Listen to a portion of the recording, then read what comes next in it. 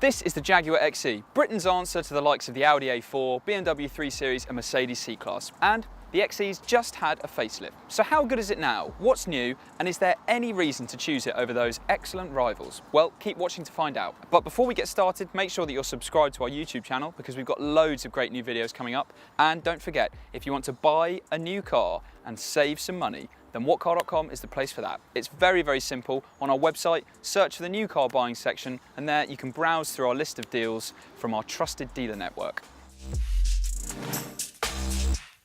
So the Jaguar XE was launched to much fanfare in 2015. However, since then, it's not exactly been the major sales success that Jaguar was hoping for, with many buyers just sticking with German equivalents. This midlife facelift will hopefully inject a bit more enthusiasm, motivation and energy into the XE to lift it up and again put it up against those excellent German rivals. So among the cosmetic changes for this facelift are a slightly sportier bumper design, which you can see at the front and generally gives it a little bit more of an aggressive stance, as well as these LED headlights at the front and LED headlights at the rear with a particularly interesting design. And overall it is a crisp, modern, nice looking executive car. But remember, this class isn't really brimming with exciting exterior design, is it? So we want to know, what do you think? What's the best looking executive car that you can buy in this class? Is it the Jaguar XE, the BMW 3 Series, the Audi A4 or the Mercedes C-Class? Let us know by clicking in our poll and there'll be a button or a link popping up somewhere that I don't know where it is right now. However, back to the changes for this facelift, and actually the more substantial changes are inside the car, so we're going to look at those next. So inside the facelifted Jaguar XE, you now get Jaguar Land Rover's Touch Pro Duo infotainment system, which gives you this 10.2-inch screen on top. And on this bottom screen, you have the climate controls, and also what's really good is a space in the middle where if you've connected your Apple CarPlay, it means you can basically still have the navigation on the top screen while controlling functions like the media on the bottom. So that is really useful. And even if you don't have Apple CarPlay or Android Auto connected, it still gives you those two options, which is really useful. These climate control dials are fairly intuitive, but do take a bit of getting used to. So when the car turns on, you twist them to adjust the temperature, and then if you want to adjust the fan speed, you pull this dial, and I would love to have the fan speed on 7, as cold as it would go, because it's incredibly warm today, but you won't hear me if I do that. So because I'm so dedicated to making sure that you can hear me, I'm going to put it on 0 and sweat instead. So that's very useful and good to have. However, we still think surely it would just be easier to have nice, easy physical controls for everything. Also new in the facelift is the gear selector here. So previously you had a kind of circle thing that rose up from the ground and then you'd twirl it around to select the gear that you wanted. But now you get a much more traditional and sportier and frankly more intuitive lever here. You also get a thicker steering wheel, and it's also worth pointing out that the previous XE was never one of the best cars for material quality. On the facelifted XE, they've tried to lift the quality of the interior, so the materials are now pretty good, but still the nuts and bolts of it, how well it's screwed together, still isn't a match for its rivals, especially when compared to the Audi A4 and BMW 3 Series. However, this is a little bit better put together than the Alfa Romeo Giulia. Now, the view out the front is fine. You've got some pillars here, but they're no thicker than they are in rivals, so the view out the front is fine. However, the view out the back isn't quite so good because you've got quite a shallow rear windscreen there.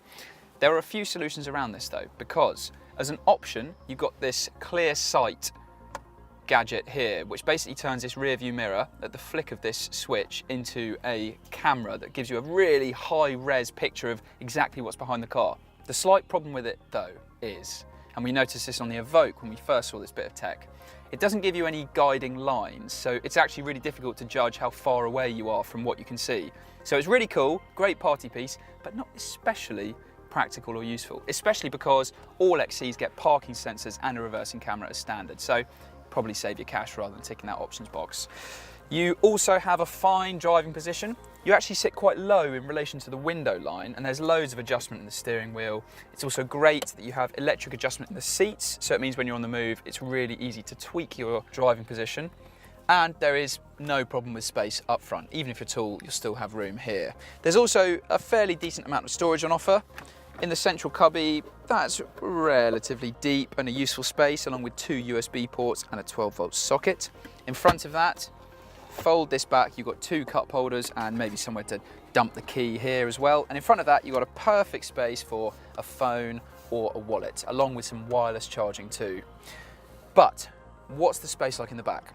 Well, the space in the back isn't great. You can see that headroom is pretty tight, legroom is also pretty tight, and to make matters worse, the rear seat bases are really thinly padded as well, so they can get a bit numbing on your bum after a while. And if you want to sit 3 adults across in the back, then whoever sat in the middle seat definitely gets the short straw, because there's this massive hump in the centre here they're going to have to put their legs either side of quite awkwardly. There is a little bit of storage there, but there's hardly enough room for a phone. I've only got an iPhone SE and you can see it's still sort of hanging out the side of that. So if you've got one of those massive new phones, that probably won't even fit.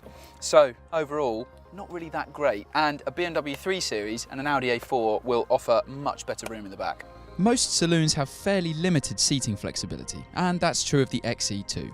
Its rear seats are fixed and can't be folded unless you pay extra for the 40-20-40 split bench. This is a fairly expensive addition, but it does better the 60-40 split rear seats that are offered in some rivals. As for the boot, well, the XE suffers from the same problems as other executive cars, namely a pretty narrow opening and a fairly shallow load bay, and it's really not that wide either, so big bulky items really aren't going to go in here easily at all. You can still say the same for the BMW 3 Series and the Audi A4, but another negative is, even if you do go for those optional split folding rear seats, they leave a big bump in the floor, so even if you're putting really long items in from the back, you'll have to put them in here and then lift them up over the bump of the seats and then push them in. So this isn't the most practical car on sale, but then neither are all of its rivals. However, what does the XE cost and what is it really like to run one? These are the key things you need to know about buying and owning a Jaguar XE. Every XE is competitively priced, and the rear-wheel drive diesel model has low, if not class-leading, CO2 emissions. Jaguar's finance deals could be better though, and resale values aren't quite as strong as key rivals like the BMW 3 Series. Equipment is outstanding, with even entry-level S models getting 18-inch alloys, cruise control, leather upholstery and something else. It's enough to make it our pick of the range. Jaguar provides a 3-year unlimited mileage warranty as well as 3 years European roadside assistance, and you can extend both for a cost. You might wish to do so because Jaguar has a pretty poor reliability record. Service intervals are up to 2 years or 21,000 miles, but there are also fixed servicing plans that cover the XE up to 5 years or 75,000 miles. All XEs come with automatic emergency braking, lane departure warning and a driver drowsiness monitor. And if you go for a range-topping HSE model, you also get blind spot monitoring. The experts at Euro NCAP gave the XE an impressive 5-star test rating with no major concerns. However, it's worth noting that this was back in 2015 when the XE was first launched, and the testing protocol has become more stringent since then. So what's the XE like to drive? Well, the facelifted engine lineup is nice and simple, so we'll start with that. You get a choice of 3 engines and they all have 2-litre capacities. So that is 2 petrols and 1 diesel. The diesel is badged D180 and it's our pick of the range because it offers really good performance from low revs and all the way through the rev range really. It's an adequate performer all round. However, it's not quite as strong as the equivalent engines in a BMW 3 Series or an Audi A4. Now we're driving the P250 petrol, which gets 247 brake horsepower, and it's a pretty impressive engine. In fact, it's so impressive that you probably don't need to step up to the P300 to get that extra bit of power, because this is decent enough. Certainly in all scenarios, whether you're in town, whether you're munching through motorway miles, it will deliver. Another reason to stick with the P250 is the gearbox. So you get an 8-speed automatic, and around town it's smooth shifting and doesn't invade too much in the driving experience. But when you want a quick burst of acceleration, then it's really not that sharp. It's a bit laggy and a bit slow, so it can be a bit frustrating. It's certainly nowhere near as quick and impressive as the 3 Series gearbox, for example. So because of the slight lagginess with the extra pace, it's probably not worth going for the more powerful engine because you'll just get a bit more frustrated with the gearbox. It's also worth pointing out that the start-stop system in the XE, so whereby you come to a full stop and the engine turns itself off and then turns itself back on again, really isn't that impressive at all. And in fact, I'm going to pull in here and I'll show you exactly what we mean. So I'm slowing down, turning in here, crashing a bit, and then coming to a stop.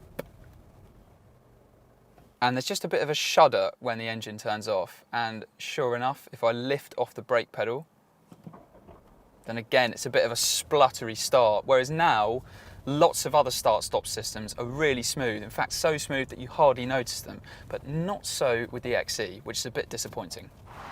But other elements of the car's refinement are generally quite impressive. The D180 is relatively hushed for a diesel engine, although not quite so quiet as a 320d, and certainly not as almost silent as an Audi A4 40 TDI. Predictably, if you go for the petrols, then they are smoother and quieter, and the P250 is pretty much inaudible when you're up at a motorway cruise.